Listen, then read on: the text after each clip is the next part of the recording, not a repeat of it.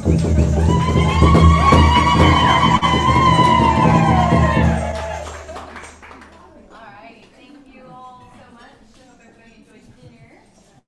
our last speaker of the evening before we do our panel is Garrett Duncan. Does everybody hear?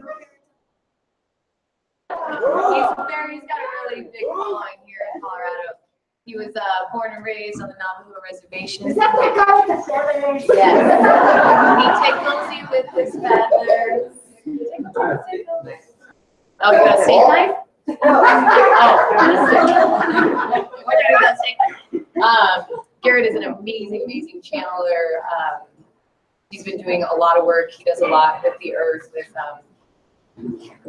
praying with crystals, putting them in the ocean. We did a dolphin tour in California for the 11/11 conference. He's constantly doing all he can to help Mother Earth, and very, very powerful, great example that he sets for everybody. Yep. And I just love to hear him speak and love to be around him. He's so funny, and he takes you to places. Yeah, like really, really far. Yeah, one time I had this session from him, and it was about a 5-minute session, and I went out really, really far and into space, and it was like, I have no fear, screaming, and then I opened my eyes, and he's like, he's like, I had the privilege of meeting Garrett a couple of years ago. He's done a lot with the featherweight class. He's constantly evolving and growing. So everybody, please give a round of applause.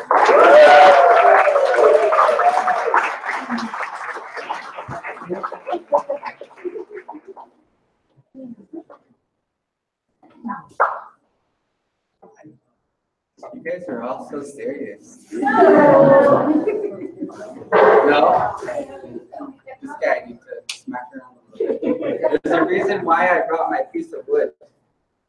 Because this one over here needs a good slap. So, good evening, everyone. Good evening, good evening. As Bobby Joe mentioned, my name is Garrett Duncan. I'm an enrolled member of the Navajo Nation.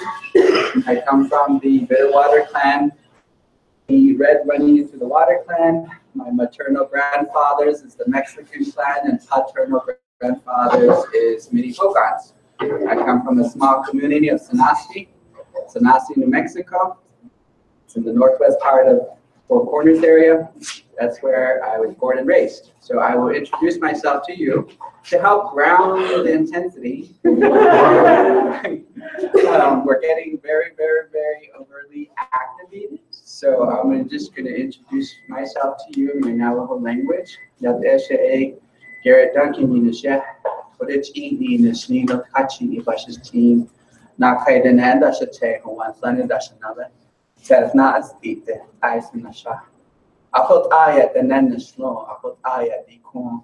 The large god that make no door, make a hard the net that make no put eye at the core. The in the net, Arnold got the corner away the edge that make no eye.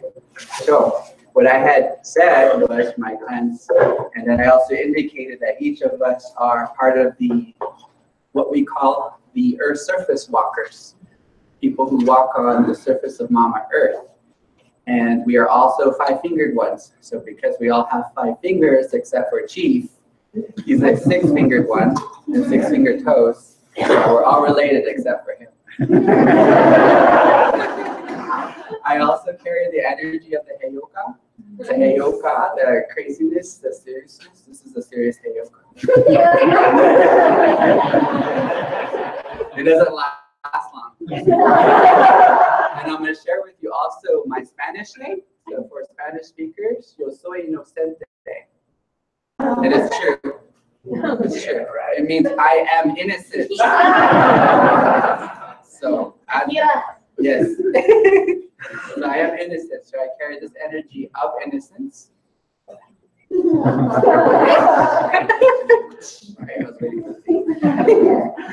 Anyway, so I'm just kind of helping to ground some of the vibration with the last ceremony, this last Sacred Sister ceremony. Back in February, I had participated in this ceremony when Jen had initiated it during the solar eclipse of that time, February of this year. I was selected to be in the middle. And even though I was not part of it this time, I was still feeling the resonance of that vibration. So as Chief mentioned, I carry both the male and female spirit. Among the Lakota Nation, we're known as the Winkte. We're two-spirited. So I carry both. When I came into my abilities, when I came into my awareness of spirit and universal realm and wonder and all that stuff, I actually was assisted and gave birth to my nephew. My sister was pregnant at the time. This was back in 2008. It happened on the 27th day of my 27th year here on Earth. And during this time, the baby was communicating with me telepathically when he was still in the womb. And he had shared with me about how he was going to come and change the world, and how he was going to come and be a medicine man and do all these crazy things and wonderful things. And I was supposed to share with him the story of his birth. And so in the delivery room, I was there giving birth right there with my sister. So you probably saw me, you know, I didn't have my legs spread or anything, but I was there really, really hard. Yeah, so I do have somewhat of a feeling of knowing what it feels like, because during the whole birthing process, I could feel it in my lower back, and I could feel the cramping taking place here in this space. I've always been pretty empathic ever since I was a young child, and my grandmother had shared with me that she knew that I was destined to do this work at such a young age, you know, from the time that I was 2. And I guess I was being overwhelmed, you know, energetically from such a sensitive nature growing up and whatnot. And what she had done and performed for me at that time was that she had basically bounded my abilities. She closed them off, because she wanted me to open back up to this awareness, you know, at a special time in my life. And so when this came into manifestation, you know, it came through the birthing of my nephew, came birthing through me, giving a birthing process, and once again into this role. I know I've done this role many times. I know I've been medicine person, both male and female, in other lifetimes. I know I've been in Druid before. I know I've been Wiccan before, Egyptian. I've been there, done that. I also have the star connections, the galactic connections, and that's the part where I'm innocent. So because the star nations are very innocent. See? You guys got all serious. You're supposed to laugh.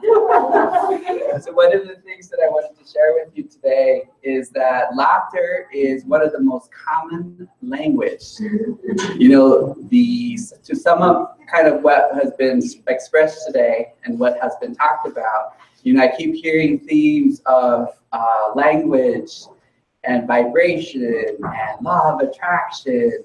And I hear, it's like, okay, so how do we be? You know, how do we go about expressing ourselves?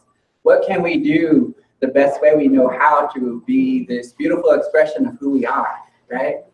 So for those of you who are not smiling right now, Regina, I encourage you to smile. Because right away, don't you notice that your energy is shifting?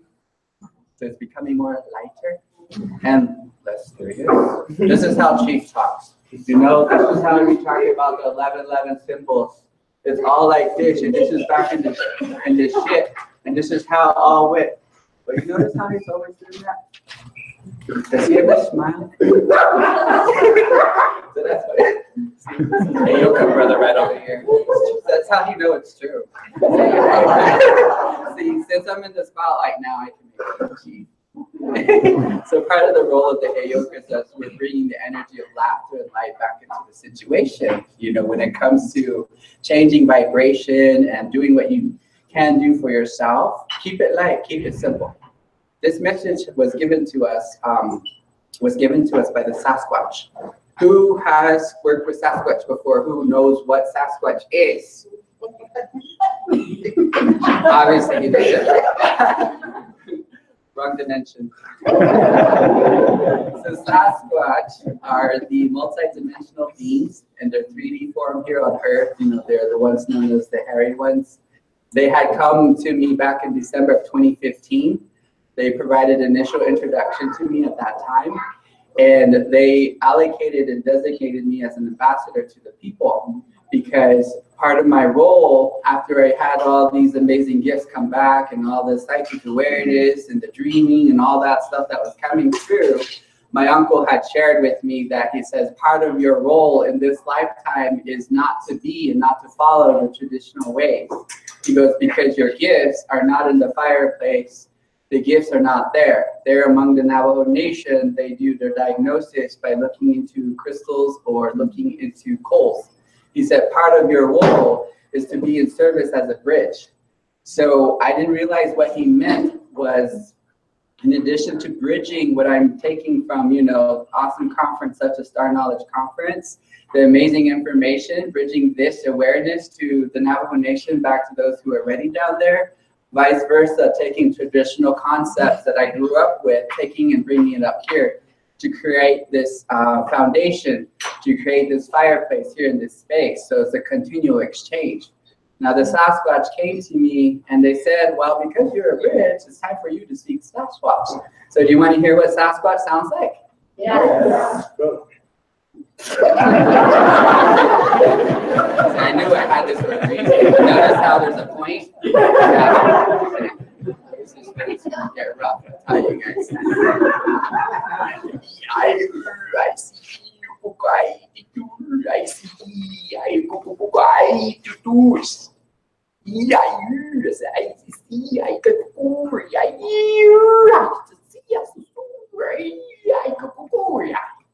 So the Sasquatch, there's a couple of them right behind me. And one of my personal Sasquatch guides, his name is Uniacke, and he comes off as the color white. And Uniacke means, in his energy and their language translation, it means easy now. So that's what it translates to. And he's very funny, but he also has this energy of elderhood. So he's been around the block just as much as I have been. Yeah, so he has shared with me different words.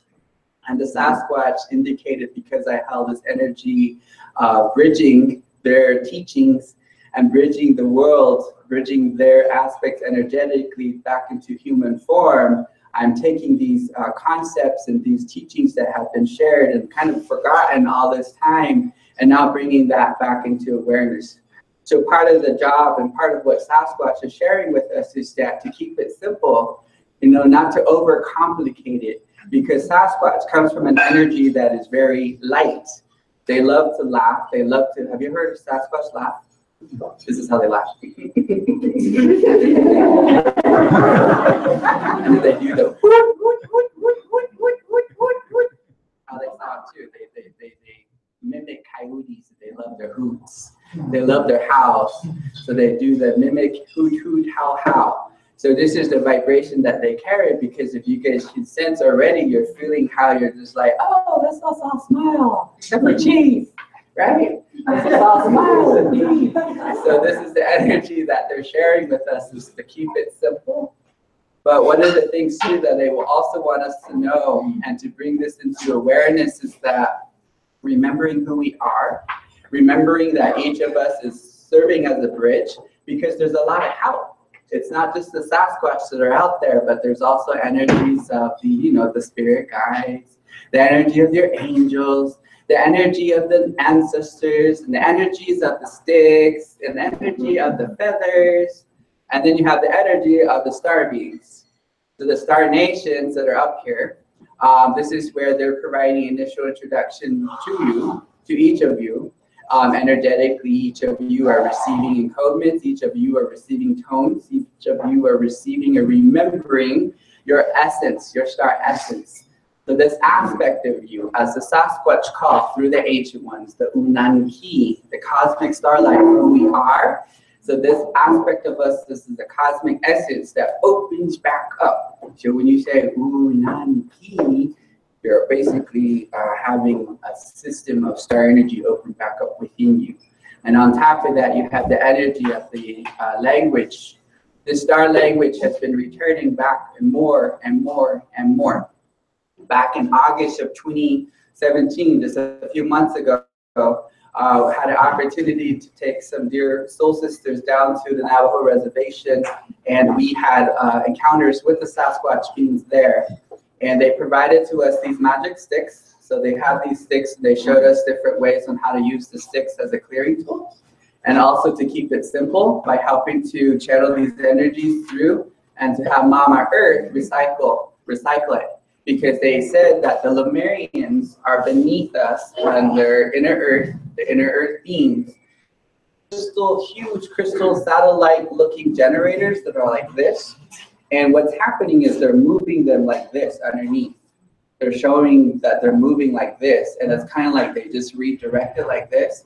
So all that negativity that's coming from the surface, when we're doing the healing work, and it says, people are saying, put it into Mama Earth, and she's utilizing it to recycle. The Lemurians have these crystals to help neutralize and help recycle them, to help channel them back into the vibrancy. They're saying it's, in a way, it's actually being kind of like a battery source for them too, because that this vibration, the crystals, the way that they're working is they're neutralizing this density and this heaviness. And this is something that they brought into my awareness just this past few months ago.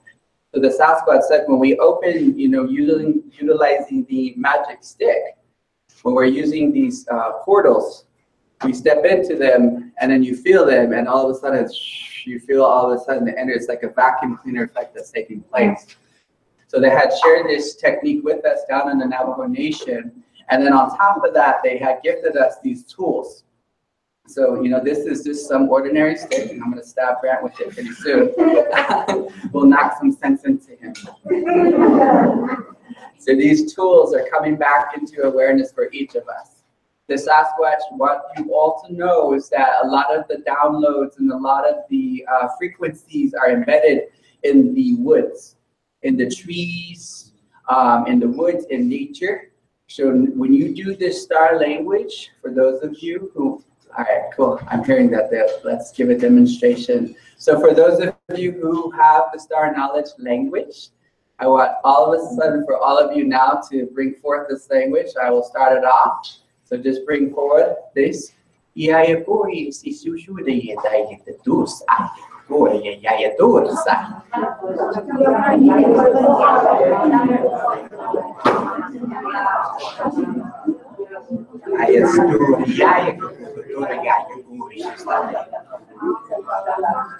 Wonderful. Awesome. Welcome, Galactic Ambassadors. You're remembering who you are. You remember why you came back. So this is part of this bridging, that I was selected to do. So bridging, not only talking Sasquatch, not only talking star language, but now I'm bringing you guys together to have this commonality to take place. So this awareness that they had brought to us is that the vibration is really, when we're speaking this tongue, when we're speaking this aspect of us that's always been encoded, that has always been part of who we are, we're instilling the vibration all around us. So when you speak it to the trees, like you're actually holding the trees, you're touching the bark, and you start doing that. The trees does this.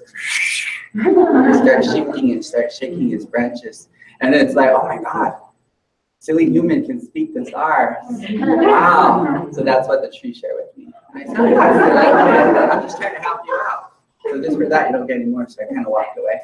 Yeah, so that's what they had shared with me, is that the trees and other plants, every living form, everything that has a vibration, even like the space, because we're embedded in the earth, in the foundation, in this building, whatnot, you speak the star language and you bring forth these tones and frequencies, you're instilling that higher vibration back into those places. It's almost like what we're doing is we're reprogramming. So we're reprogramming and stepping outside of the matrix, of the holographic matrix. Show of hands, how many of you have been feeling in the last few months this sensation almost like you're an external observer, like you're not so much engaged. The 8 to 5 job doesn't feel as resonant to you anymore. It's because now we're operating at a different level. So we separate it vibrationally, you're separating from a matrix. And this is where Sasquatch has said that, okay, everything is a game. So, do you want to play the game of 8 to 5 in a job that you hate? Go right ahead and do it and see what happens. And you're there. Oh my God, I suck this. This place is slacker. And then this is what happens. And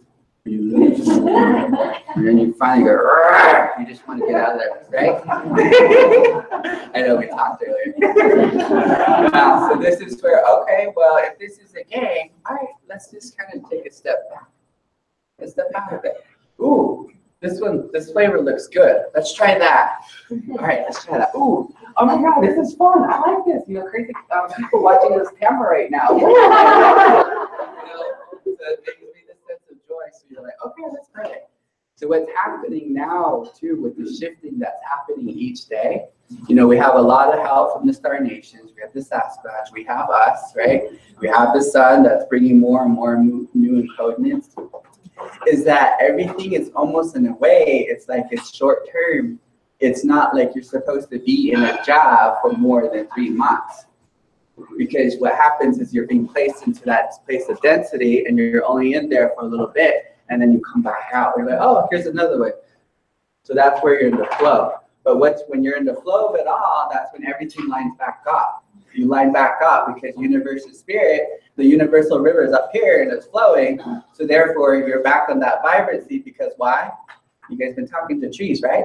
Because you've been smiling, right? So you've been laughing, right? Yeah, so you're,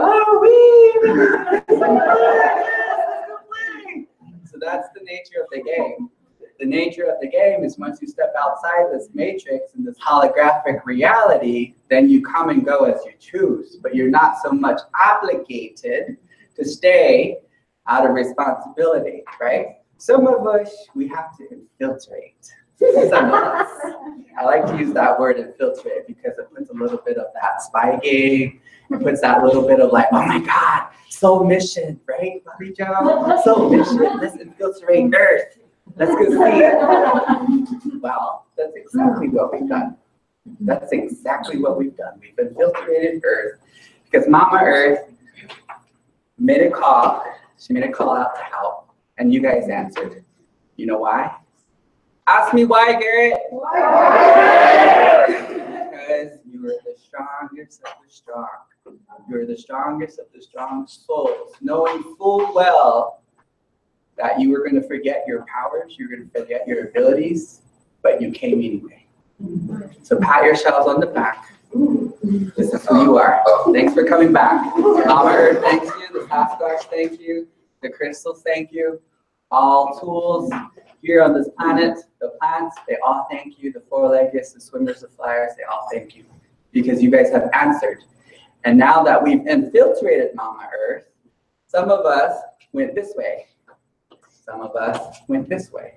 Some of us went this way, right? So Chief was talking about earlier soul groups and twin flames and whatever, twin rays and all that stuff, right? So he's talking about all these things.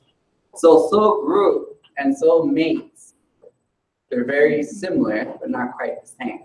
So soul group, so all of us come because it's the 12-12 energy, right? So we all answered the call. Some of us are 11-11, some of us are 13-13, right?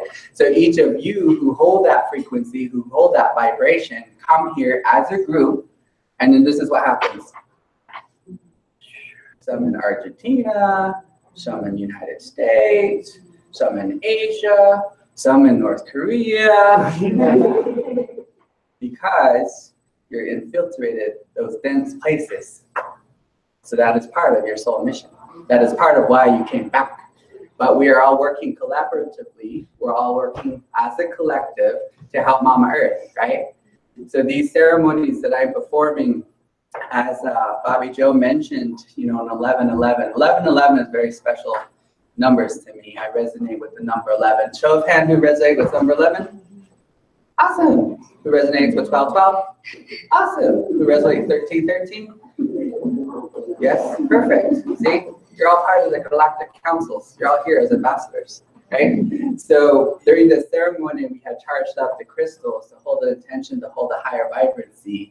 And we offer them to the dolphins and whales and to the waters of Earth, the waters of this world. And this is something that part of, I guess in a way, because I have fun with it, but it's also part of my soul mission to bring this awareness and to bring this appreciation and to help the crystals of the waters restore back to their vibrancy, to help them amplify, to help them increase. So therefore, as the water flows, it goes into the ocean, goes into lakes, streams, and rivers, and then it evaporates. So these vibrations are holding the clouds, and now the clouds fall, right, in the form of rain and snow. So we're bringing these blessings to all across the land. Because why? Why are we doing this, Garrett? Why? Who wants to answer that question?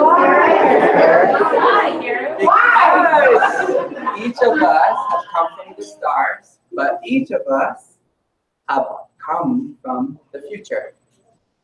Each of us. You guys already know this. I'm just being that reflection of helping you understand. So we have been filtrated into this timeline now to make these changes. Because as Chief said, World War III, and yes, the doomsday of 2012, those things were supposed to happen. 2012 was supposed to happen. But there was enough of us that was awake, and there was enough of us that was putting up with the crap and the density, and we came back, and we're holding this intensity in ourselves, right? So we were able to shift. But we're still continuing this, because this is like brand new territory. We never made it this far. There has been many. Leave it to Grant to keep it real. I will stop being serious now, thanks to Grant. You guys can all jump in at the end of my talk. I was just about to share with you why, but now Grant took me out of that frame of mind. I'm just going to switch to something else. So, right? Yes, no. Anyway, so we've been filtrated, the planets, we've been filtrated this timeline now, which as Shirley was mentioning, that we shifted timelines. Timelines continue to operate because it's all part of the matrix. But with the activations that we do, with the ceremony that we did before dinner, the ceremony that the sisters were sitting here in before, I felt the timeline shift too. Raise of hands, did you guys feel something change? Change the future with that ceremony. So there was a lot of forgiveness that was taking place. There was also forgiveness taking place with the male form. So there was another timeline that had came in, and now we continue to hold that vibrancy of the sacred feminine, of the divine feminine, bringing that vibrancy into awareness, but also more harmonization. Thank you, Mama Cloud. Harmonizing with the male form. So now the male and the female are harmonizing together. So it's starting to create this ripple where it's doing this, the harmonization. So who wants to do some harmonization? All right, so this is where we're going to harmonize. We are going to harmonize. So I'm going to invite my sisters here. We are going to tone. Love, tone, tone, tone. They love tone. We're going to get stoned with tone. This is how you get stoned with tone. We're going to tone love first, and feel free to join. This is how we're going to harmonize. Ready? Take a deep breath in.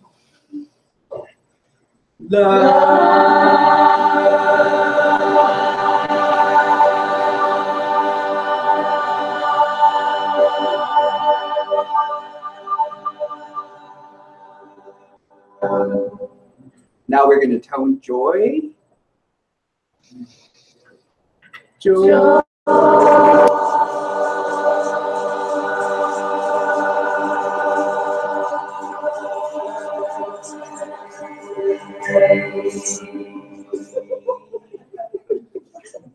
We're going to tone laugh.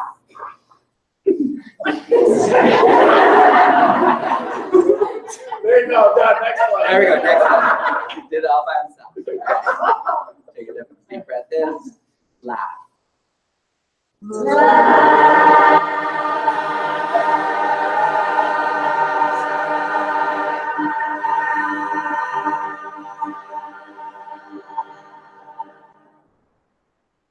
Woo. You guys are all serious. Jeez. How do we get laughter? And one more, and we're going to help continue the shifting of this timeline with regards to World War III. We're going to tone peace. All right, here we go.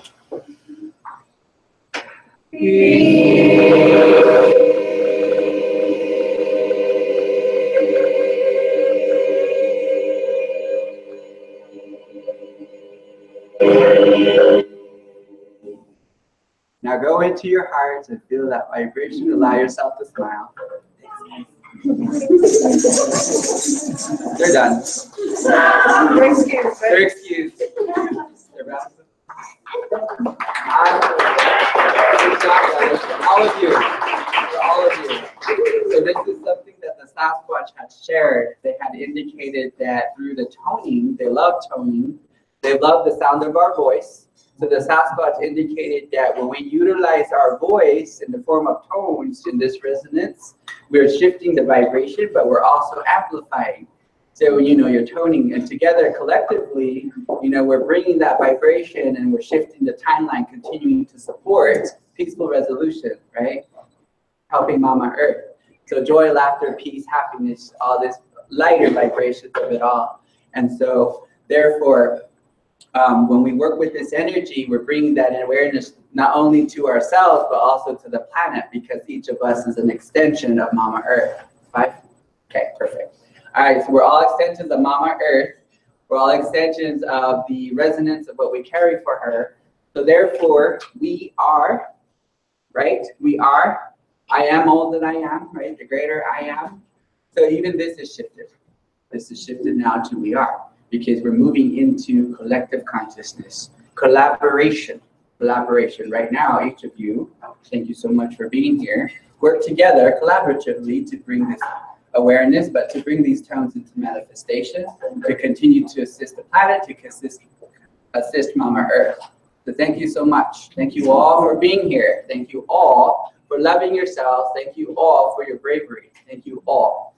So the one last thing I too want to share with you is that through the expression, through our lightheartedness, through our joy, through our happiness, yes, we have our soul mission, right, Bobby Joe? We have our soul mission, right, Chief? We have our 7, 11, 11, 7, 7, 6, 6, whatever the symbols are, right? We have this, I know. This is Heyoka, see? This is what you do. You growl it up. You don't take it seriously. Anyway, so we have all of that, right? So we have all of this. We have our soul mission. But guess what?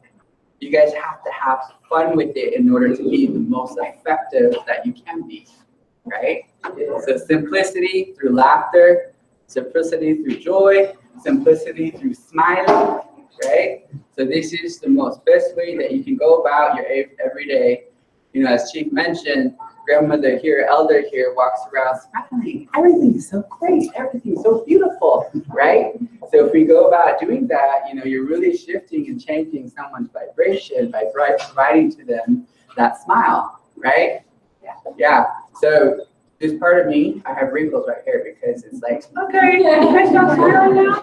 I have those fine lines right here. Where, oh my God, can I stop smiling now? Sure.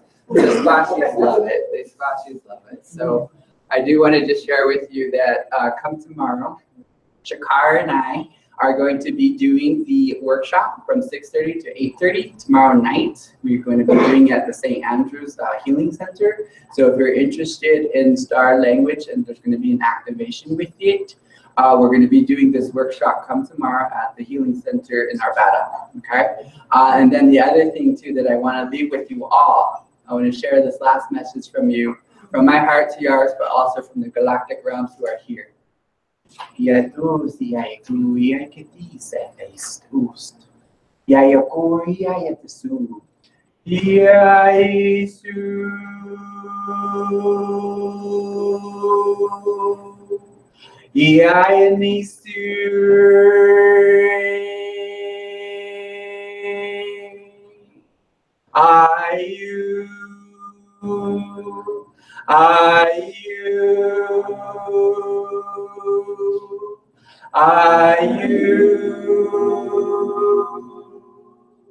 Thank you so much for having me, and thank you all for being here.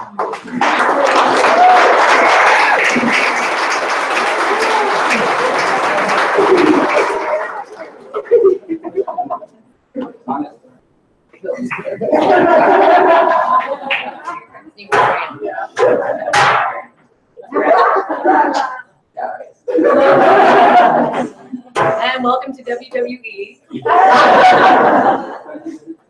So it is, or is it F? WWE. Now see. Okay, cool. You know what I meant, wrestling. All right, so Miss Jean, how are we're gonna set things up for the panel. So just give us a couple minutes, we'll get this set up. And then after the panel, we're gonna do some jamming. We bring instruments. We can do jamming if you want to. We do.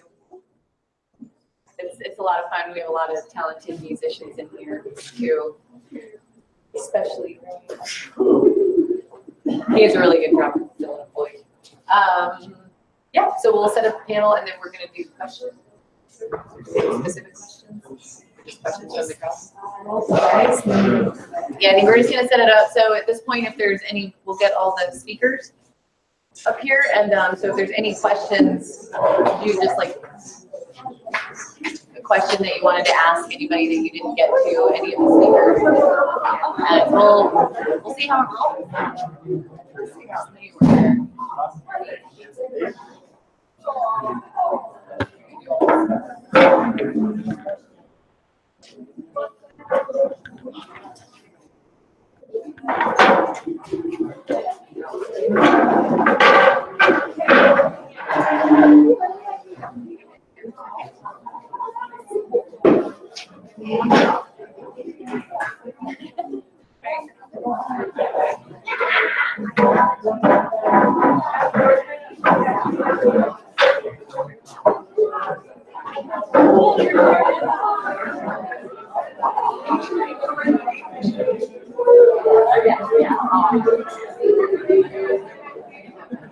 Yeah, whatever.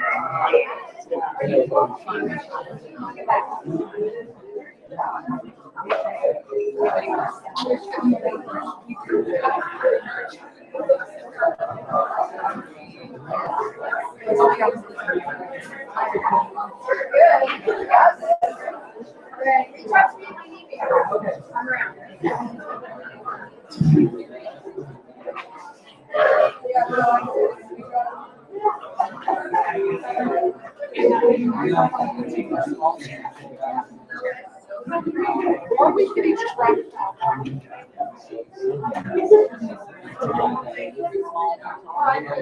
I got it. Oh, yeah, somebody's already.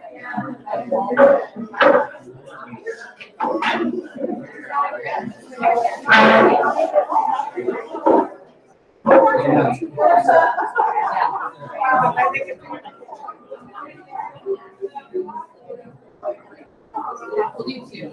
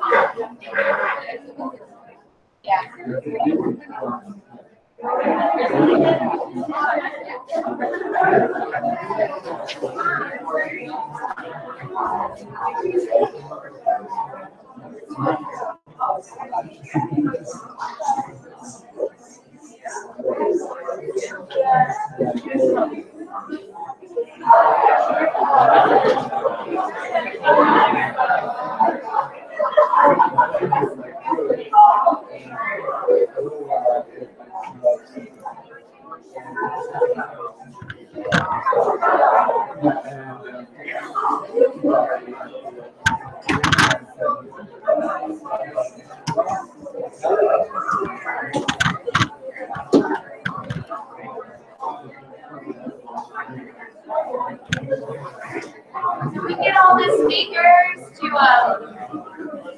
snag a seat?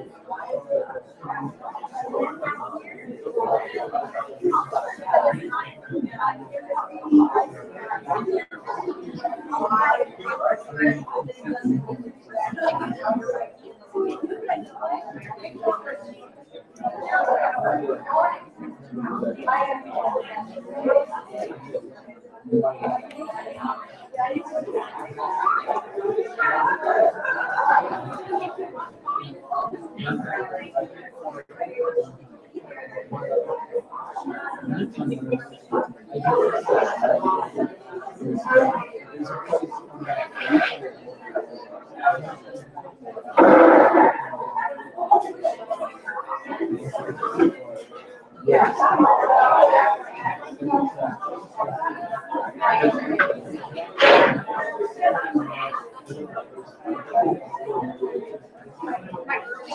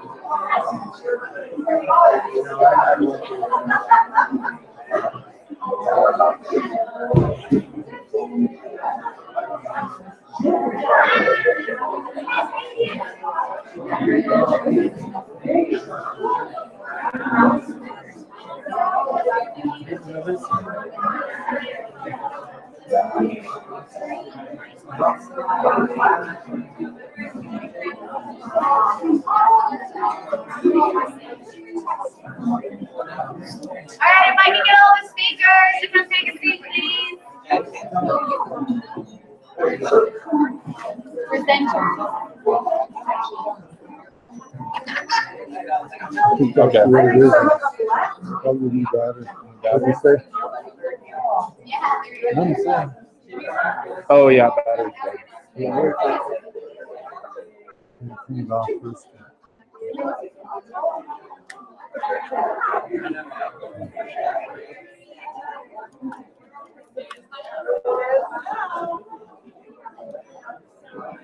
Yep.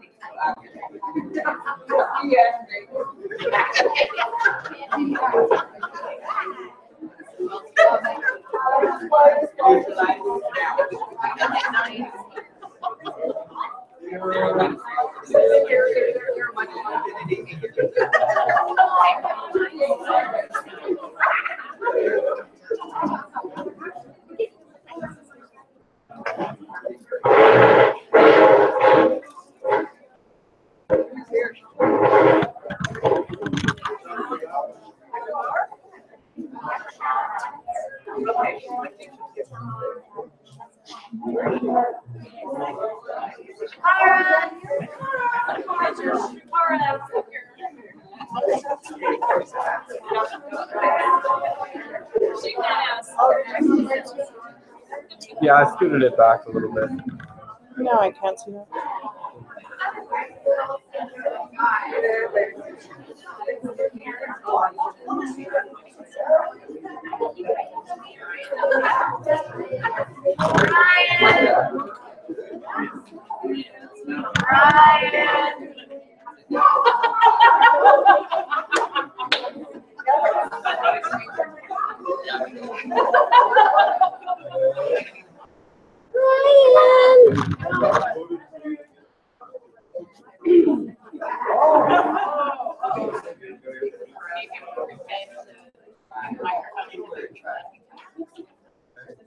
And if they don't have any questions, you like Friday. Yeah, Friday. Like Friday.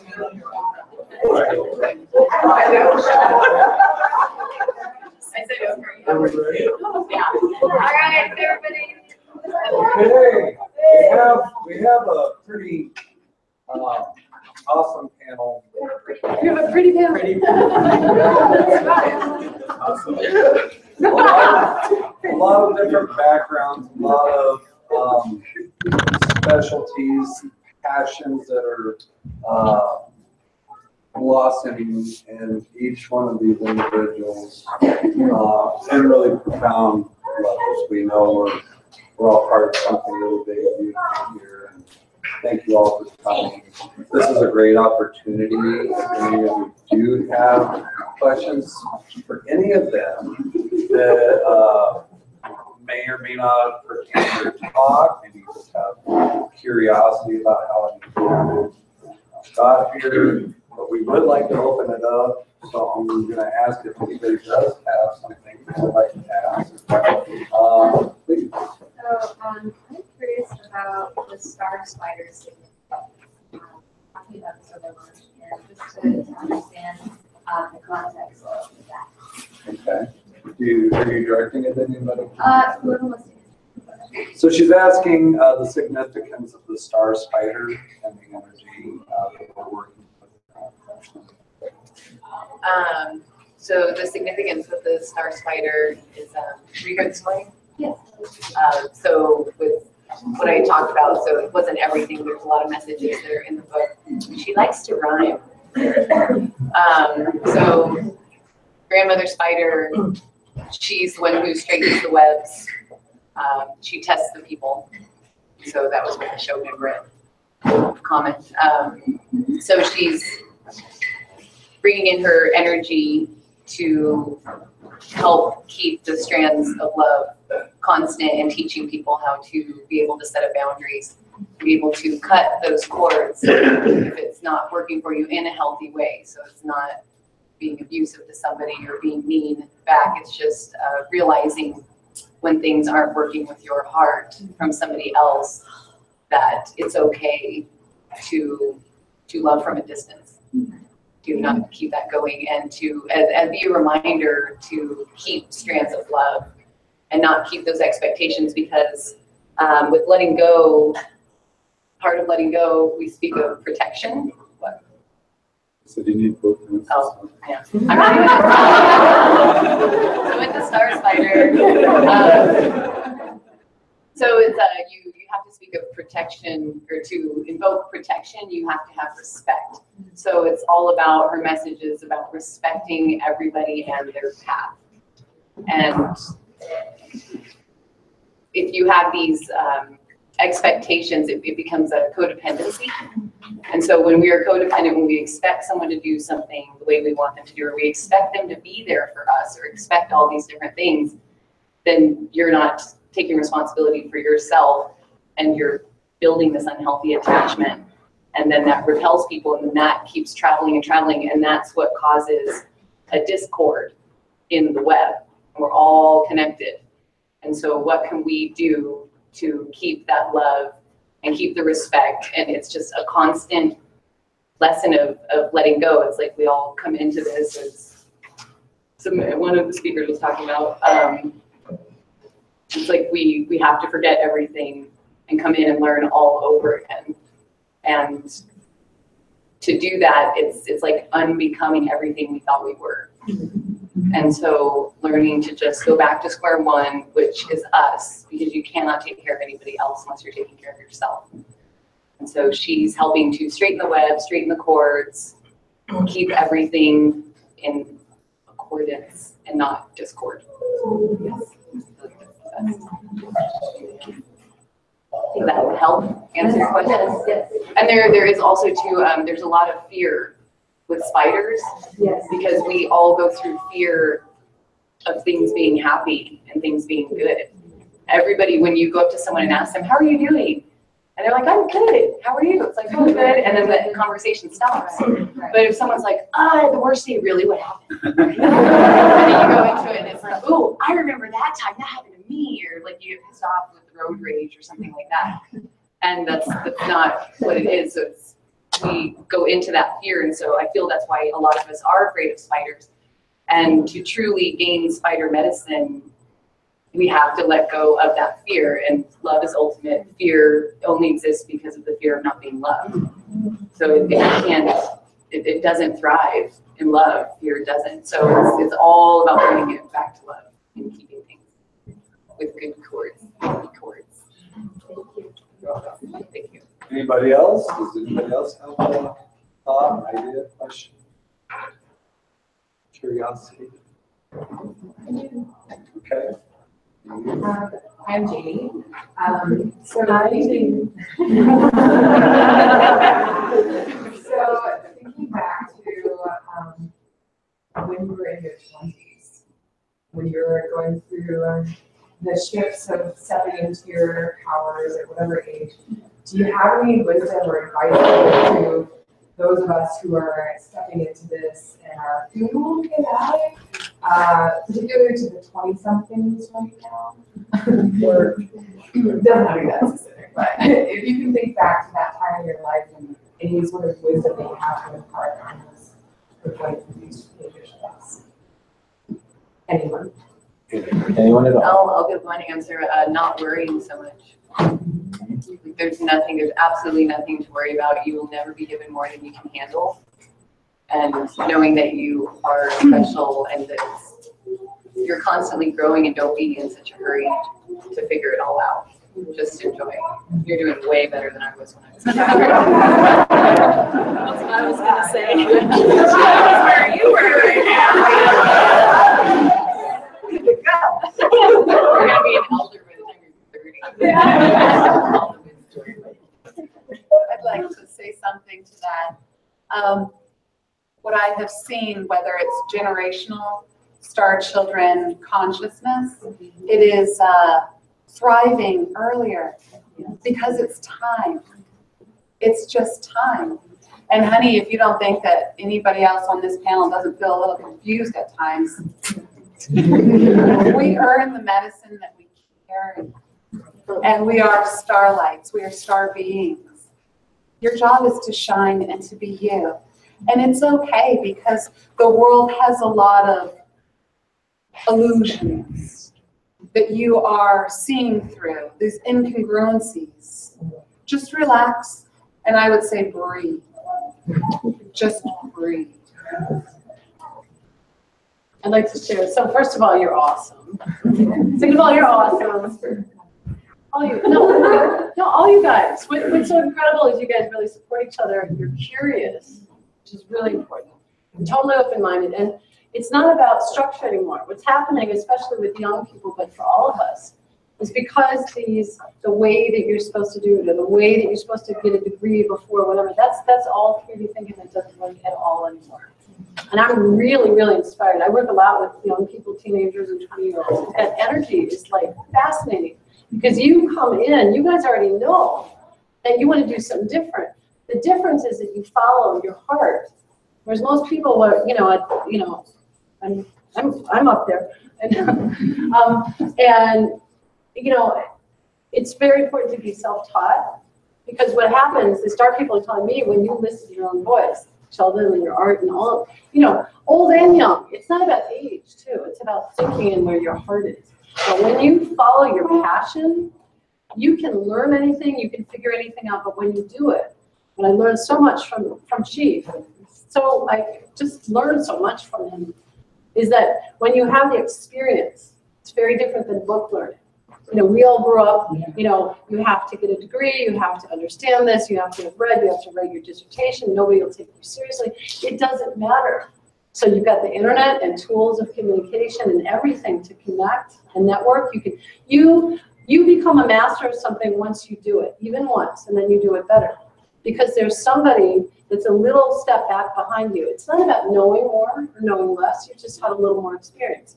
So you learn how to play a couple notes on a guitar. That doesn't mean you're a master, because we're not, we're always learning. But you learn it, and then you can start to teach it immediately, what you know to someone that never experienced that, and then you learn a little more, but you just keep learning. It's a constant thing, but if you follow your heart, you already know, you're already in tune. So just keep doing that, but hook up with other people that are thinking, acting, and being that way. Start collaborating projects together. It's going to stimulate stuff for you, but you are so on your path right now. I have to agree. I think that one of the most things you want to do right now is listen, because there's a lot of wisdom out there that you could catch earlier without having to learn the hard way like we did. So you can apply this wisdom to you a lot sooner. I kind of remember back when I was in my 20s and I realized I now have access to ancient knowledge.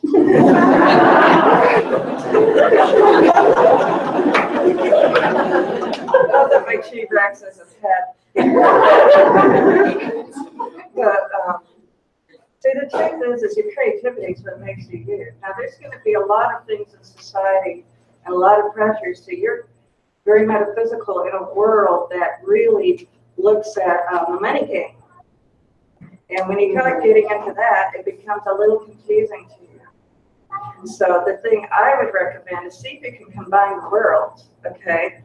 So don't wait to work a job for 25 years until you finally decide to get out of a career and try to make it metaphysically. If you guys know that you have a great talent and you have a way of changing the world, take a 6-month business course, okay? And then start getting your own business together. You still have to interact in this world. And you still have to play the game, just kind of, oh no, I don't need a driver's license, so what's the problem? But we still have to play the game. So I would say get some very good business sense. Plan according to how you want to affect the world. And certainly a light in the business world is just as important as a light, in the metaphysical world. We don't want to be clannish where we all have this light mind and we all have this way of thinking. Meanwhile, corporations are here and we're over here. It's very imperative now that you start combining the worlds. You guys know how to do that. You're the future. So you're going to have to start changing the system. That's not going to be easy. There's going to be a lot of peer pressure. They're going to be on you. You got to get a degree. This is the only thing. We don't consider you intelligent unless you have 50 letters behind your name. Under that, all that is a game. That's all it is. And then you owe about $150,000 in school loans, and you'll pay it off. Get your life insurance to finish it. So don't get in the money trap like that. What you want to do, first of all, watch out with the credit cards, okay? The first thing that's going to happen when you get out there in your 20s and it's like, wee, I can get it. Those interest rates and those things that I've always used common sense with the great gifts that you have. And always speak your truth and always do follow your heart, but do use discernment. There can be very confusing messages out there. So it's good that you confer with each other, but do your best to blend the worlds. And I think that you will have a lot of great success, and listen to those who've been through it. Listen to those who understand what power really is. Most people in their 20s believe that sexual power is the ultimate power, or that monies are the ultimate power. Never get caught in that game of their own.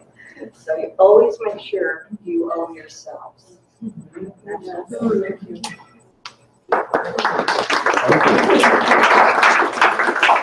to speak to the generational connection with the parents and the patterns of your grandparents and your parents. As you come up in your 20s, you find yourself sometimes going into these patterns that you have seen before, that you recognize through your family. And knowing that breathing into that and taking that step to be able to break that not only is going to enliven and enact your cells, but it's also going to do the same for the generations before you in the family. So you have this really great power in this generation right now to be able to heal those karmic wounds throughout the entire ancestry of your lineage. So, you know, as you go forward and you find yourself in this confusion of why am I living out this pattern, it doesn't feel resonant to me, have the ability to have that discernment and recognize, okay, this is an ancestral pattern, this is a genetic pattern, and I have choice. You have choice in this moment, in this generation, and that's where the big shift's gonna come, because as we experience that in our familial circles, it's also gonna grow outward to the cultural and to the corporate worlds and everything like that. So if you feel like, oh, this is what my grandma did and what my mother did, so this is what I can do too, know that you have all that experience and that cellular memory within you to be able to make the shift, so you're not bumping into the same walls that generation after generation have. As star seeds, you have the ability to shine light into all of those cells. And it feels so liberating to know that you have that simple power and choice just by being aware of that. And I've seen it in my son. I have a 24-year-old and an 8-year-old, and I've seen how he has recognized and changed those patterns within himself. And I also see where he has easily fallen into the patterns of father and grandfather. And as he's coming into his mid-20s, is being able to step back and say, well, wait a minute, you know, maybe this isn't the way I want to do it. And now he is exceeding all of his own expectations in life and doing things that his dad never did and his grandfather never did at this beautiful young age, which gives him all the rest of his life to explore further. So know that when you recognize those patterns, you have the ability to break that. And that is huge power that you carry in this generation. And all generations. Yes. Yeah. Yeah, I'll add that because with this type of metaphysical work, and that's also a lot of the big work I do, we all have this power to clear infinite number of generations, mother and father's line. Just clear it. Don't be looking for one thing. This one had this problem, this one had that problem. I would go back and clear all generations, mother and father's line, infinite numbers, and clear out anything that does not serve. So you can make a general. And that could be anything from physical abuse or mental abuse or emotional abuse, clearly narcissism out of those generations. Because what happens is, it'd be like it never existed in the first place. See, consciousness has to gain momentum to be alive. You wipe out the consciousness, it's like it never happened in the first place. We're living stories. Yeah.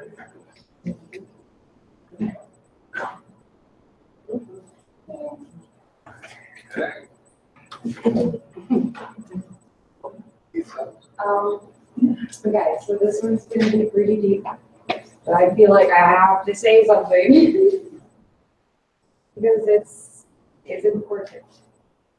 Why, as elders, don't you guys discuss more the importance of sacred sensuality and sexuality and like the whole trauma that surrounds, like, you know, speaking, like tying together what Shirley was saying, tying together what you were saying, like, you know, people using sex as like a powerful magical tool, but like it's actually a really sacred tool. And a lot of us have had a lot of trauma from that. And I feel like it would be important for somebody to discuss and help resolve it. Well, I think I'm going to have to run my mouth on this one.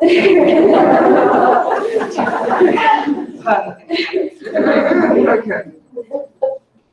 What is sacred sexuality? You know, sexuality is different things to different people. The truth is sexuality is Genesis. You know, without Genesis, we would have birds, bees, trees. It's feminine. It's a mother energy. So you have to recognize it as Gaia energy. Now, certainly there are practices where, with Tantra and all these different things out there that we can choose to go after in order to discover the sexuality that we have. Good luck finding it in Western culture. If you wear this cologne, you'll be wanted. If you look like you're 18 years old at 73, then you got it made. Marketing has completely destroyed sexuality in this culture. It has become a commodity. It has made us into things, not into people. So this has to come from within. And you can just discuss it, but it has to be something that has to be realized from your sacred, from within, and you have to bring it out. Now, the problem is there's some bad guys out there that love to feed on sexual energy. I mean, this is the buffet line, okay? And they're in there with their forks and spoons and their pitchforks, and they're gonna just chomp away at your stuff, and then And women. Not just men, women too. Women use their bodies to get whatever they want nowadays. and they're Let's told. go on to the beginning of time. When you When I think like that, guys, I meant plural, men and women, okay? What we learn is sexuality to manipulate, sexuality to enhance your position in life, or, one or the other gets taken advantage of, or rapes or date rapes, or we're hearing about all this pedophilia in the media now, and unfortunately, it seems like corruption and sexuality comes with power. When you are, I don't care if you're mentally raped, emotionally raped, physically raped, whatever, sexually raped, what comes with that is a consciousness of powerlessness. That you are not in control of your own body and you are fodder for whoever wants you. And that's the first way to tear your spirit to pieces. Sacred sexuality demands healing. And there will be predators, men or women, like you say. And sure, if a woman feels that she has nothing more to offer as a person, or she's forced to only use her sexuality to get ahead, even though she's very smart, well, usually they're going to try that, or they're going to do it because it's fear, And they may learn through narcissism, well, if I turn into this goddess, and then they manipulate, but deep down inside, I can guarantee you, they wish they could be loved for who they are. I can guarantee it. Sooner or later, there becomes an emptiness, a terrifying emptiness, whether it's men or women, and then more predatory type of stuff comes out, and then it breeds itself, okay? So those who get, are the victim of predators can become predatory because they learn this is how they're going to survive. This is a virus in society. It's a virus. It's a program virus. So that bad energy can go out there. The buffet line is out there with bad guy men and women or whatever who feed on that. And let's be honest, sexual energy is super powerful. It is our life force. So guess what? Go with it. Heal. You heal. Anytime you have felt used, powerless, taken advantage of, or whatever it is, that has to be healed. And then go into your sacred genesis, because it's in both men and women. Certainly, women alone can't make a child without a baby. Maybe eventually they'll make clones out of soy. They're doing everything with soy.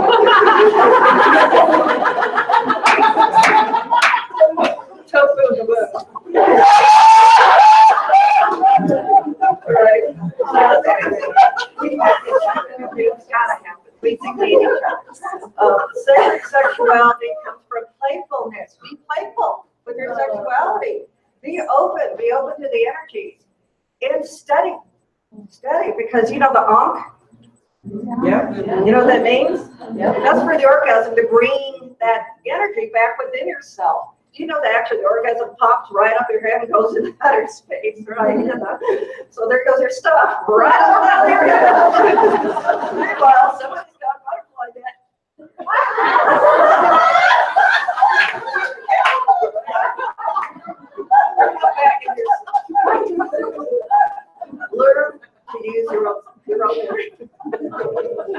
because you know what? You'll understand. So you're asking why we don't talk about it? Yeah. Is what your question was? Why isn't there somebody talking about the importance of the sacred womb, the yogi, and the power of like the mother, the earthly mother, the mother within the carnal body, like, you know, the importance of how sacred it is. So I know with a lot of our generation, this was all like so public. You didn't talk about anything like that. It was Taboo. Yeah, it was very taboo, and so I think this is coming up, like all of these things with sexual abuse. There's so many things coming out now where people are feeling more comfortable to talk about this. Yeah. And we all do have to realize that everything that has happened to us, we chose this before we came in, and we use it as a tool to be able to grow and help people. And so I feel like this is a wonderful opportunity for you to be able to start teaching this and be the one to start bringing this up and helping to educate others. And this definitely raises an awareness with all of us, but I feel like it goes back to the spider message with respect. And so raising our children to have respect and actually educating our children. So I wasn't educated on any of this. I was constantly looking for love in all wrong places or thinking that was love, looking outside, and then it turned into like unhealthy things and where you feel bad or it's just not healthy or not coming from that place of sensuality or like the Kundalini energy. Having your sacral chakra open so you can be creative and feel okay to have pleasure, because it was beat into us that it's not okay to have pleasure. Sex is bad. You wait till you're married. You do this. If not, you're a whore. And so all of these things, it's shifting. It's already shifted. Like look at Facebook when all the women came out talking about every time they've been abused. It's like, oh, wow. You don't really think about it. And men too. There were a lot of men coming out with that as well. And so it all comes into education, but I think the reason why none of us have talked about it is because we need more people like you to do that.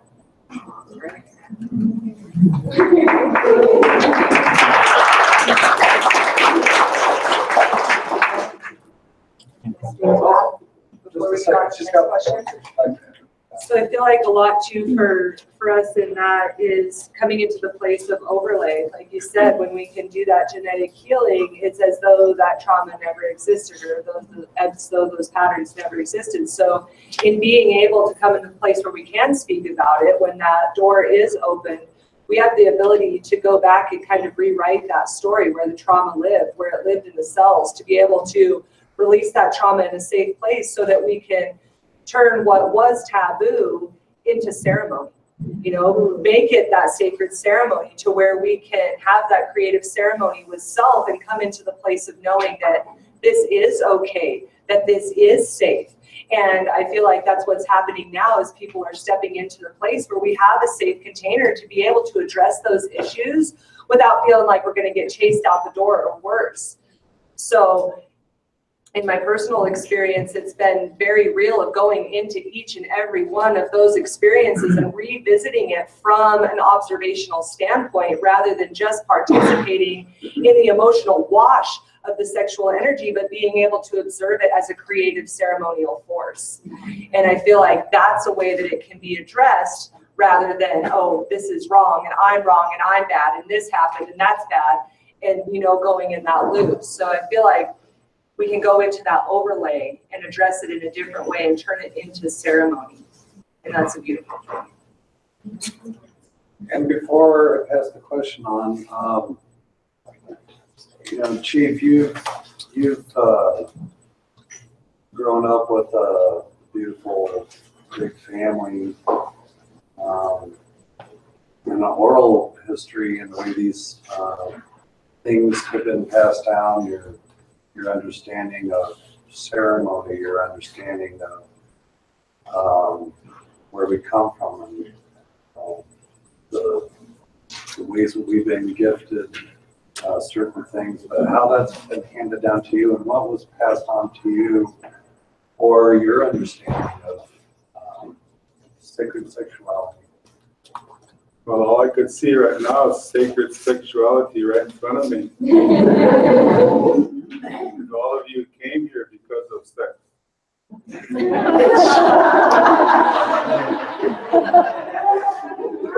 Sacred.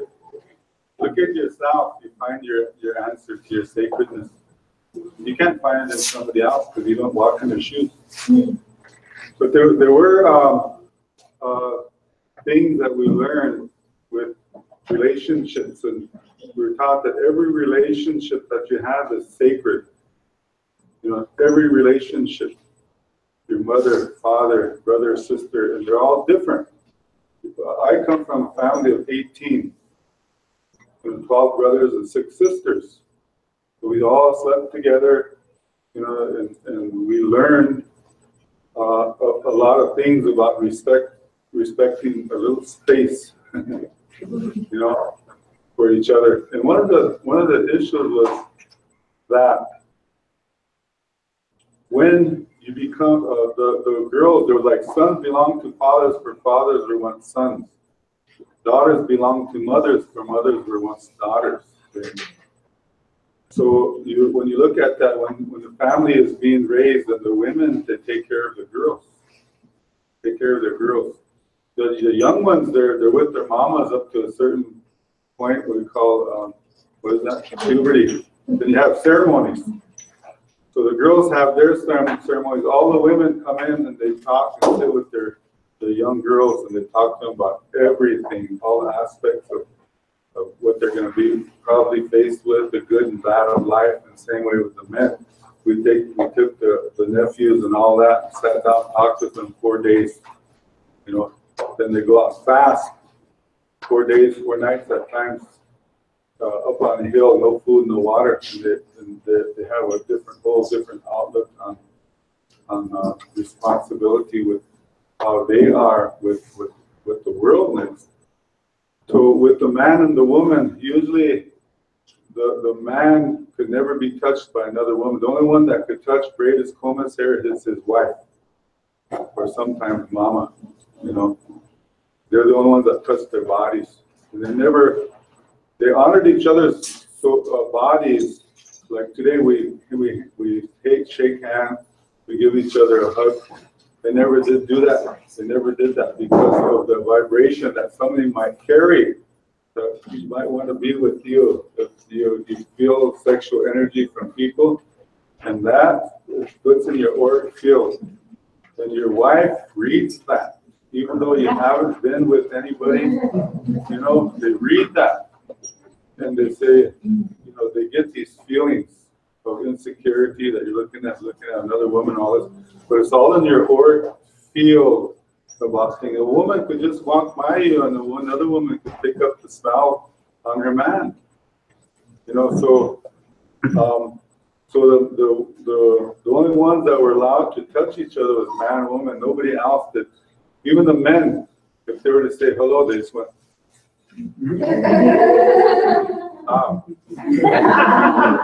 That was honor and respect. Honor and respect. And in the home, the women all visited together. The men did their things together. You know. And the mother-in-law, son-in-law never be caught in the same room. If they see each other, they automatically like a ping pong. It's like a bounce back.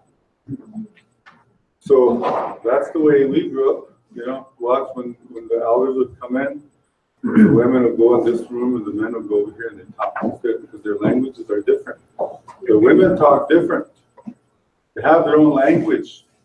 You know, they do. The men have their own language. Winktas have their own language. They clear the air. You have this man, woman speak. Clears the air. Makes you forget about everything.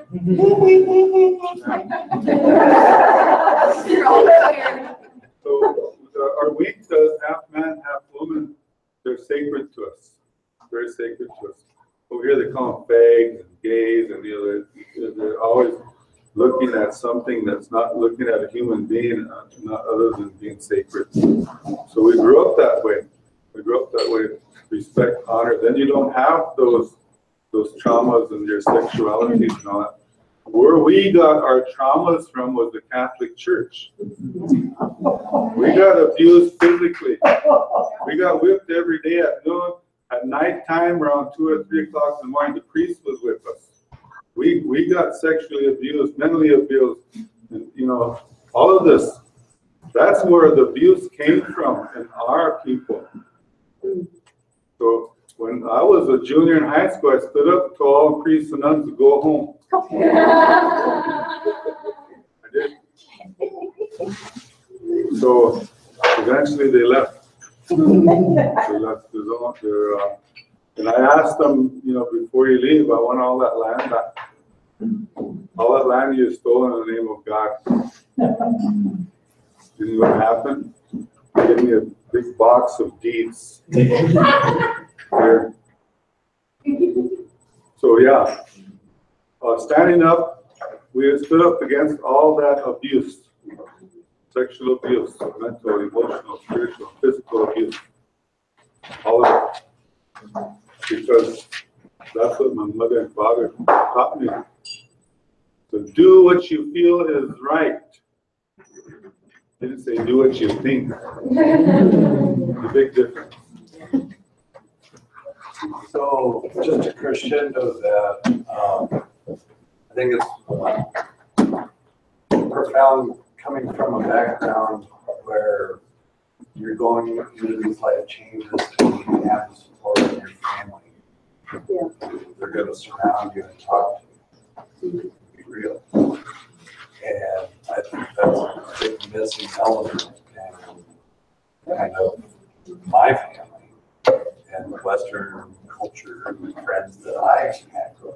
I don't think if they did have those discussions, they weren't around. So I think we come into a lot of this so unknown. So it's a beautiful question. There's a lot of wisdom.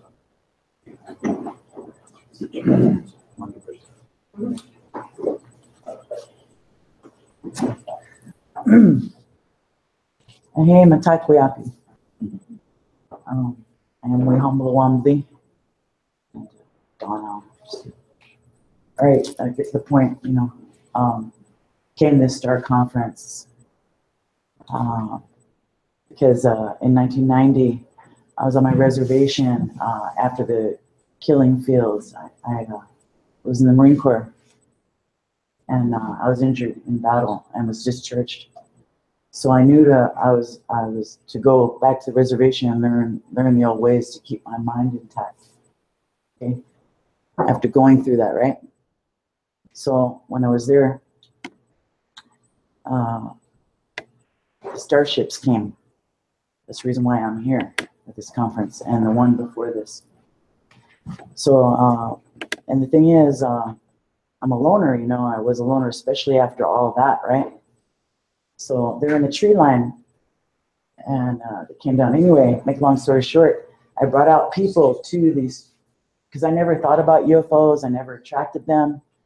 I was not about that because the Marine Corps and being in the war is the unholiest period, right? So I didn't even think about it. So I was wondering why it happened to me. And so I brought out other people that were, you know, the chiefs, the clan grandmothers, things like that. And they receded. They went back in the tree lines. They wouldn't have anything to do with any of them but me. And I didn't understand that. And then the children would say, Dawn, they're here for you. And I was like, what? You know, why me? So eventually my clan grandmother, I went to her and she said, I said, why me? And she said, you are part earth and part sky, and your family comes back for you. So what was crazy was there's people that kept on coming because they heard about my story by the hundreds, and they'd shake my hand. Oh, you're the UFO girl. So that made me retreat, and I ran away because I thought they were going to lock me up. Because after what I went through in the killing fields, that happened, you know. And so you see what I'm saying? I was in hiding for many, many years. And the reason why I'm here and I went to this last STAR conference is because now when a fellow Native American and a chief came out with it, because we keep it quiet on our reservation because there'd be all too many people coming, because we've already known that there are relatives and they come all the time. But we're tight-lipped about it, right? So and that's why I'm here. And, you know, I had to keep it inside myself, but they showed me, I went up worked my way through the ranks, you know, and they showed me that I'm responsible for a lot of you people, a lot of you in the end times, whatever you want to look at it as such. And so I am here because of that.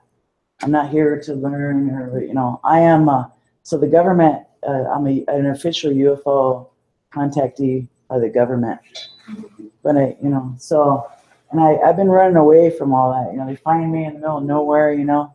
But anyway, guys, so I could use some help. But yeah, they showed me what I'm supposed to do and all these things. So I'd like your help. Thank you. Good luck, Lumber. Yeah, I went through the same thing without the killing pills. I think when I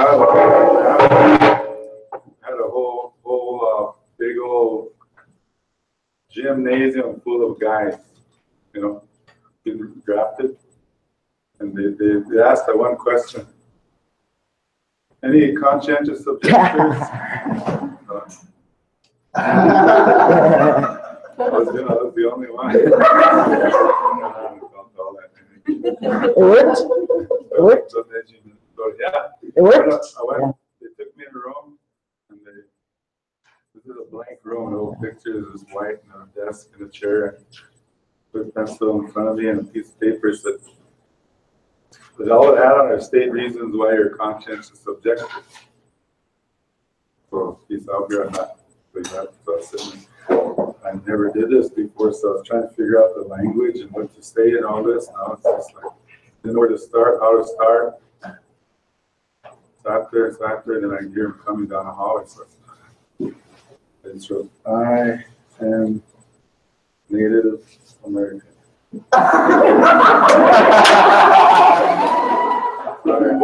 When he came in, I gave him, he said, oh, okay, you can go.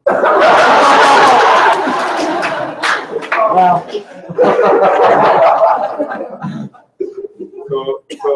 So that part, I wasn't in the any kind of war because I didn't believe in killing anybody, and I didn't want to be killed either. That was not my job. We know who we stand for, and the thing is to stand up and just say no and yes, or whatever you're feeling from here. But we're programmed, and that programming comes from the Declaration of War on American People by the Illuminati. You know, and it states in there how a mother sees her son, but because of the way she thinks and all that, and how the father thinks of his son, and how they could get that son away from their mother and father to use him as a killing or be killed, you know. And all they get is a piece of cloth in remembrance for his life, you know, for his country, which is not that way at all. So I honor the veterans. My dad was a World War II veteran.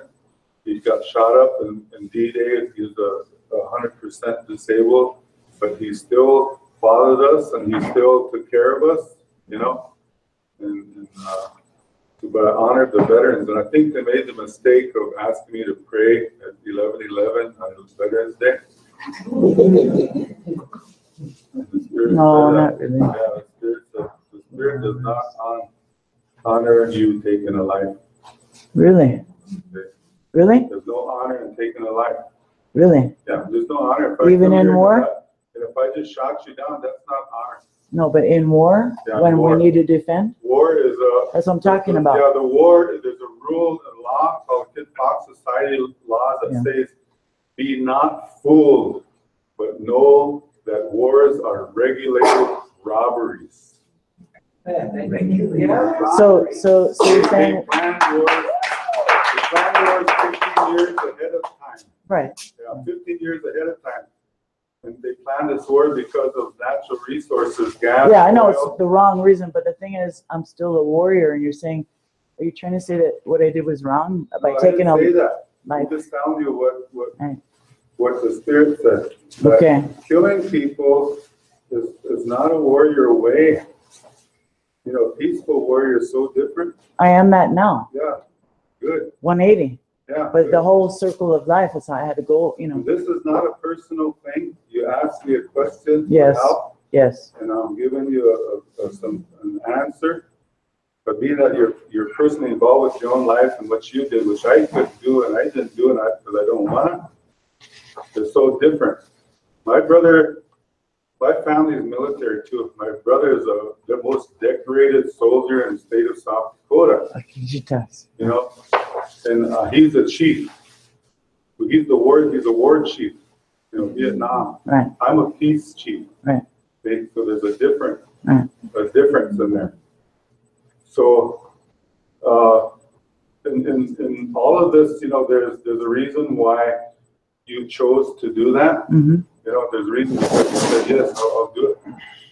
You know, whether you did it because you want to kill somebody. No. Or you did it because you're feeling that you're standing up for America, you know? Or did you do it because some banker needed some money, you know? But we're getting off the subject of why the starships happened to me, and I didn't. Why? Because you're a star. You're a star woman.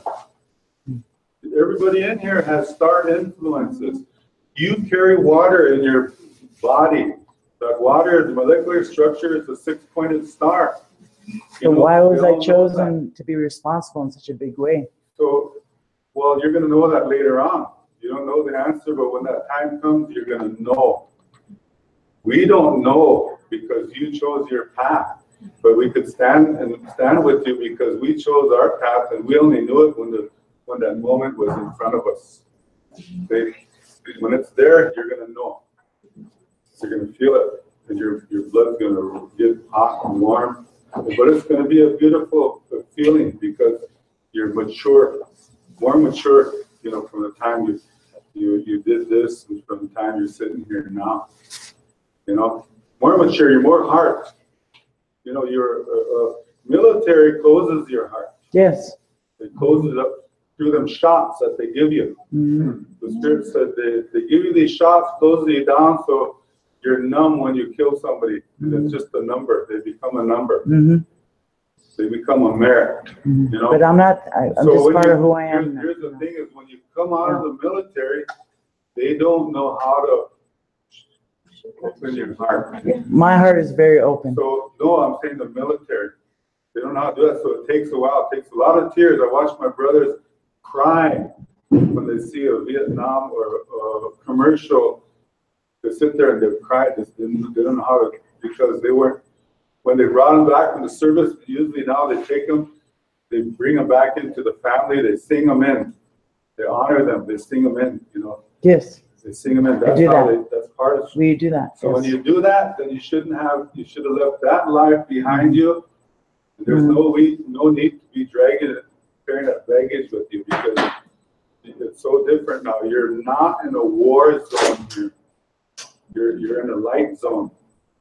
You know, this is all light here, beautiful light. That's what you are. So you got to let that go. And we have to do that ceremonies for that. Wiping tears. Yeah, you have to do that ceremony, and your family has to do that for you to welcome you back in. And do that through that chinupa, that water, and that prayer. And you shed your tear and you let it go.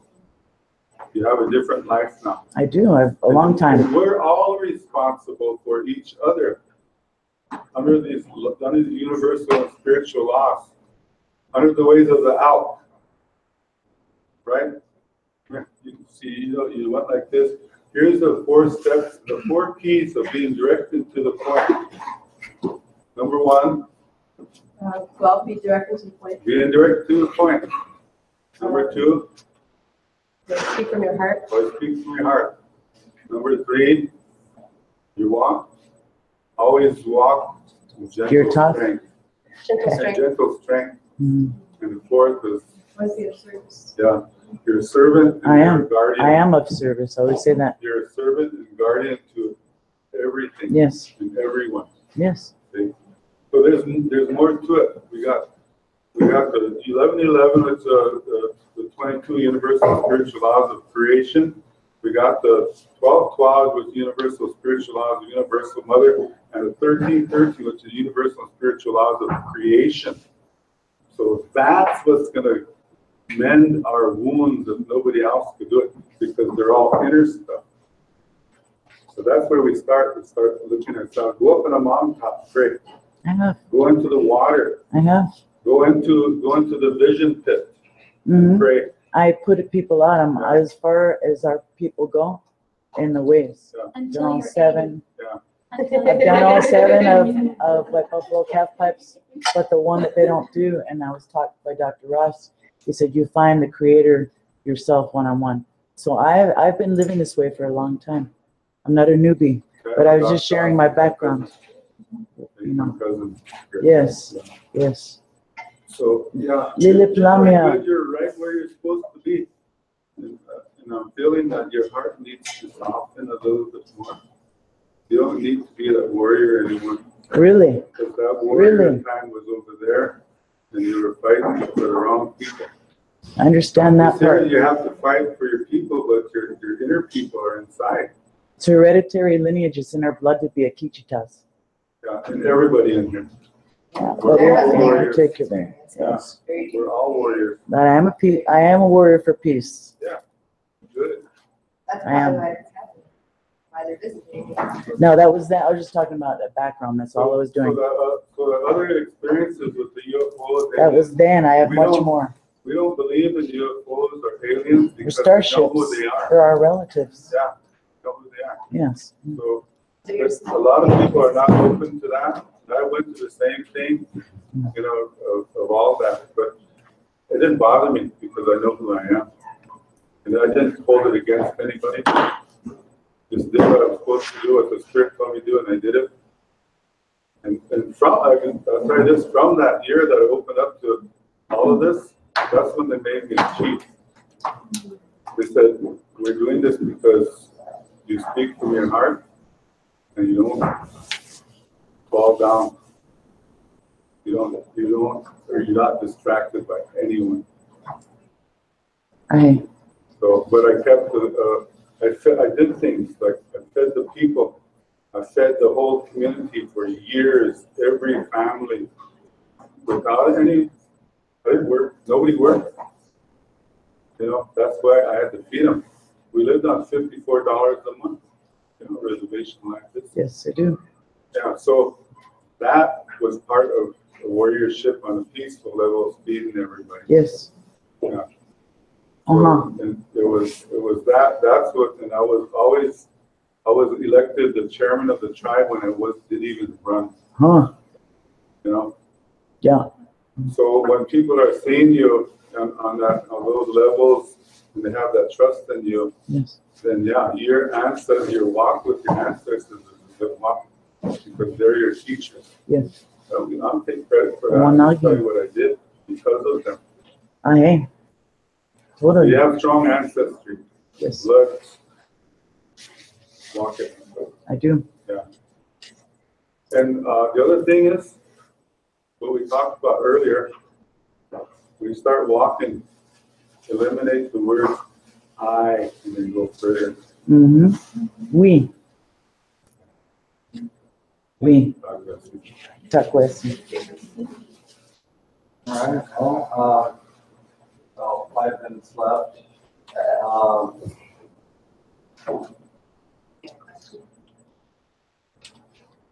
I would like to ask if any of you just have something that you would like to say as kind of a last closing thought. Maybe a way to bring your feelings to this. I got a question for you. It's your question.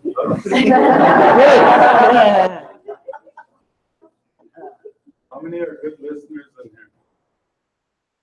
Okay. What's the name of the planet inside the sun?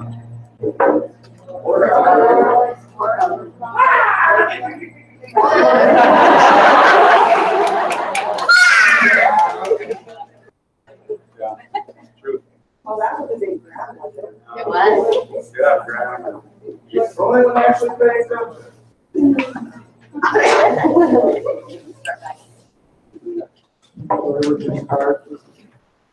Like 30 seconds. 30 seconds. Like everybody. I love you. I love you. I love you. We love us. We love the unity. We are one. We are a circle. Be the authentic expression of the divine itself as it vibrates through you. Be the Stradivarius or the drums or whatever you want to be. I am here to empower you and inspire you. So if you need a little bit of a happy, go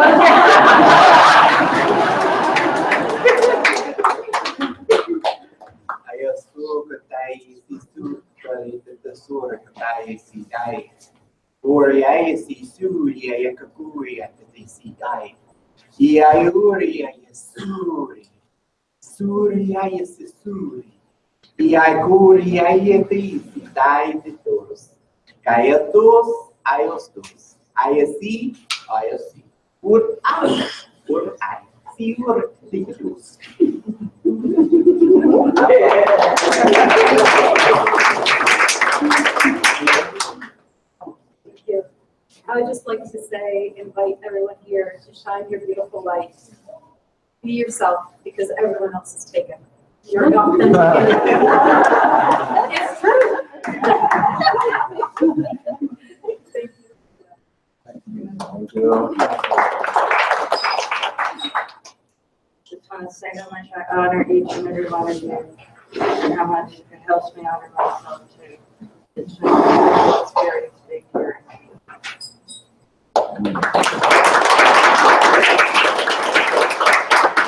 I just want to share, just stay in your heart. The most important things. Things are going to change. We're going through a very fast evolution. Just know that you are never alone. And when you're out there, remember this. Call a friend, call the hotline. This is and we do it. Oh my God. You said it. Call me on my cell phone.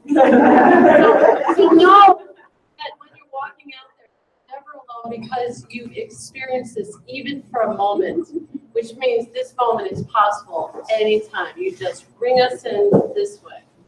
Okay? We do it together, and everybody is happy.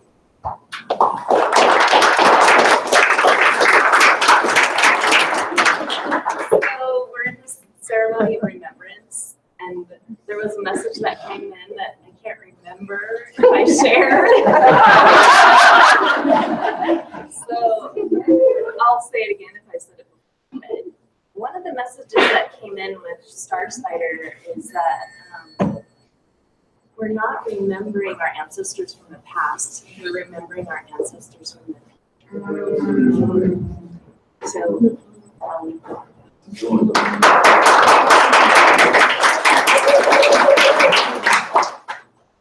We circle around the boundaries of the earth. We circle around the boundaries of the earth. Wearing long feathers as we fly. Wearing long feathers as we fly. We circle around the boundaries of the earth. It's been an honor to be here today and to reconnect with my family. Thank you all.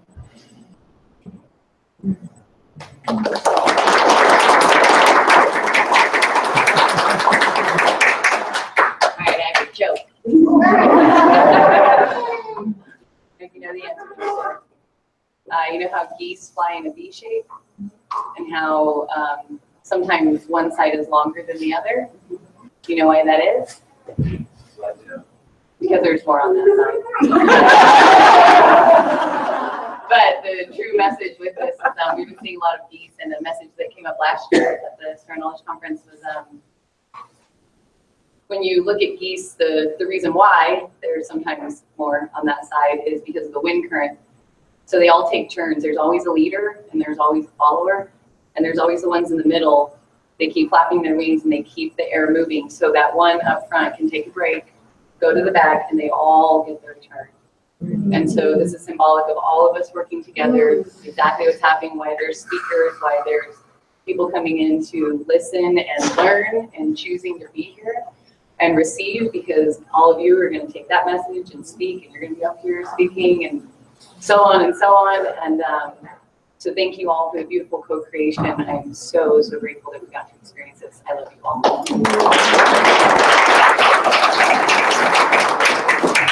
So we were talking about a little bit about sexuality, and it made me think of something about who's standing right next to you? Graham. Graham. You know, he went to, you, we're kind of deaf, you know. you know, he went to the hospital, and the doctors, there's something wrong with it, thought something was wrong, so he went to the doctors, and the doctor said, Graham, you need to quit masturbating. He said, why? He said, so we could examine you.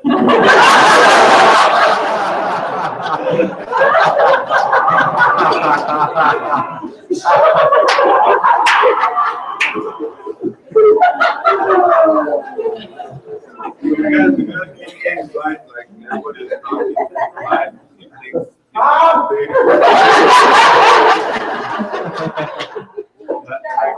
I feel is just believe in yourself. You know, you have the answers. You have the answers. Just have patience with yourself. Coffee one this morning. Believe in yourself. From the far side. Thanks, guys.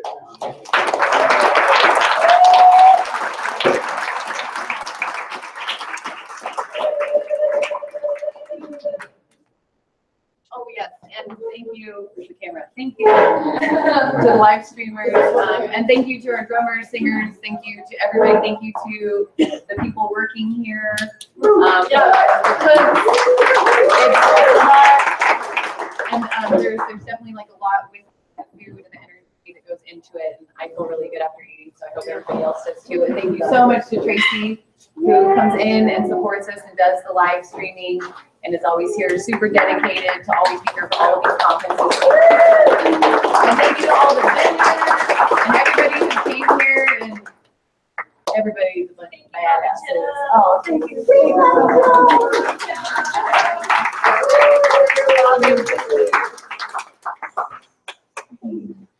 Oh, all right, so now, actually, so if it'd be possible for everybody to help us, because this is an establishment that's open and they're depending on making money as well for any people that are coming in, because they've closed this off for us, but now the bar is open for business. So if it's possible, if we can like kind of clean up our cups, take them up there, and if anybody can help us move the tables back to, we can help like figure out where they were before, and then yeah, take the stuff out, and then anybody who wants to stay and jam and hang out, we can like set up a little area over here after we clean everything up. And if not, then we'll see you all again real soon. Thank you.